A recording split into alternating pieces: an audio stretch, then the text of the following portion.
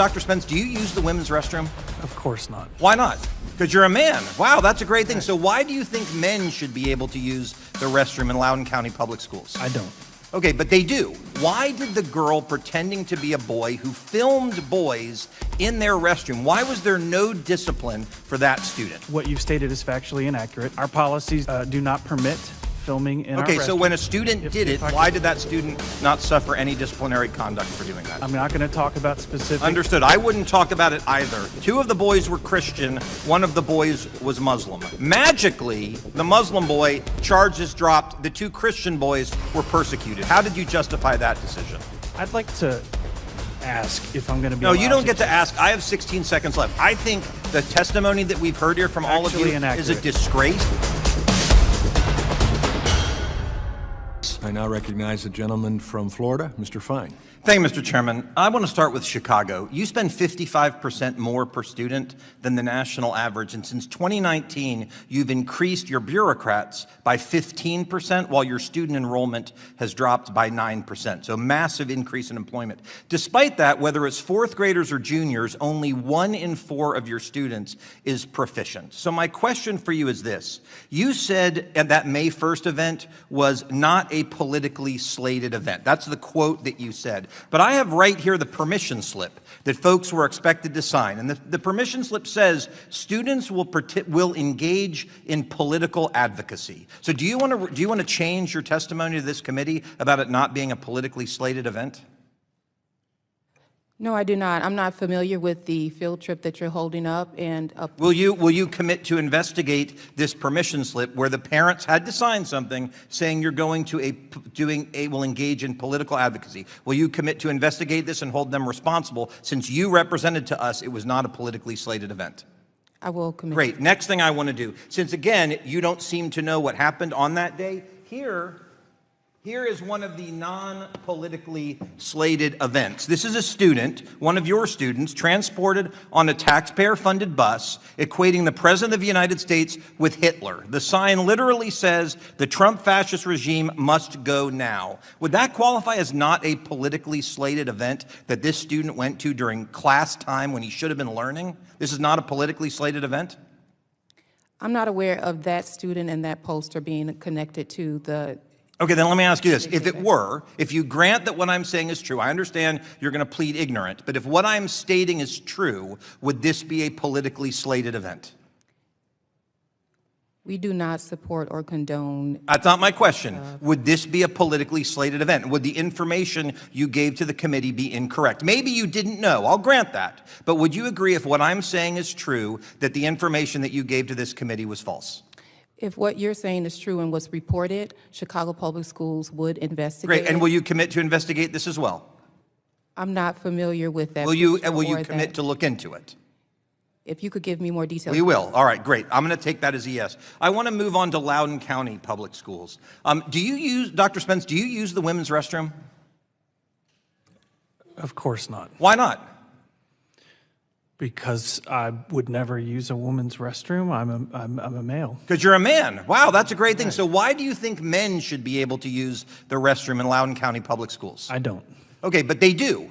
They do, and we've got incident over and over. Look, I could say I'm an NBA athlete. That doesn't make it true. Yeah. You allow men to use the women's restroom over and over and over again. And you can argue insanely whether that's okay or not, but I have a question. In 2025, you had an issue where a woman went into the restroom, and 3 boys that were there were unhappy about it because they were being recorded. Initially, the boys got in trouble. The girl, who was pretending to be a boy, did not. Why did the girl pretending to be a boy who filmed boys in their restroom, why was there no discipline for that student? Why did the people complaining about the girl coming into the boys' restroom get in trouble, but not the girl who was filming? Not even saying whether they should go in the bathroom or not, but they were filming. It's on film. Why did that student not get in trouble? Sure.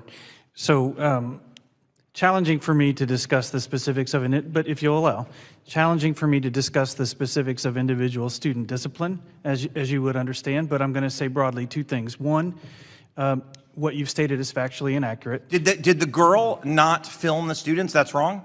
There was no filming? That's not what I'm saying. I'm asking, was a student filming other students, and is that allowed in your school district? Let me say this broadly, in general. Our policies do not permit filming in our Okay, so restrooms. when a student did it, why did that student not suffer any disciplinary conduct for doing that? Again, factually inaccurate. What I would say is So you're our saying that policies- student was disciplined for filming those other students? I'm not going to talk about specific. Understood. I wouldn't talk about it either if I was you. Here's my other question. The 3 boys got in trouble initially. 2 of the boys were Christian, 1 of the boys was Muslim. Magically, the 3rd boy, the Muslim boy, charges dropped. The 2 Christian boys were persecuted. How did you justify that decision? So I'd like to ask if I'm going to be No, you don't get to just ask. I have 16 seconds left. I think the testimony that we've heard here from all of you Factually inaccurate. is a disgrace. Factually And inaccurate. what I take away from this hearing is thank God I live in Florida, where thanks to me and the Florida legislature, our parents and our students don't have to put up with the garbage that they do in your school districts. Thank you, Mr. Chairman, and I yield back. Gentleman yields. I now recognize the gentleman from California, Mr. DeSaulnier. I'd like to start with Mr. Spence. Do you want to respond, take a little of my time to respond to any of the previous comments? I appreciate that, and I'll try to be brief. I just want to communicate clearly. We have very clear policies that would prevent filming students in our bathrooms. We have very clear policies that prevent things like bullying students, very clear policies that prevent assaults, very clear policies around discipline. What I would say is that when students violate those policies, discipline is applied appropriately. What I would also say is the opposite. We would not discipline students absent a violation of those policies. Thank you. Mr. Chair, I ask unanimous consent to enter into the record a letter from the San Francisco Parents Coalition in support of Superintendent Sue. Without objection and hearing none, it'll be submitted. Thank you, Mr. Chair, and I want to read a quote from that letter. Dr. Sue has earned the trust of San Francisco schools' families through her steady leadership, transparency, and unwavering focus on children. She has shown up for our community through difficult circumstances, made hard decisions with integrity, and built genuine partnerships with parents across the city. We are proud to stand behind her. Dr. Sue, I know you're having trouble and having just cut over laryngitis, but I want to just give you a moment.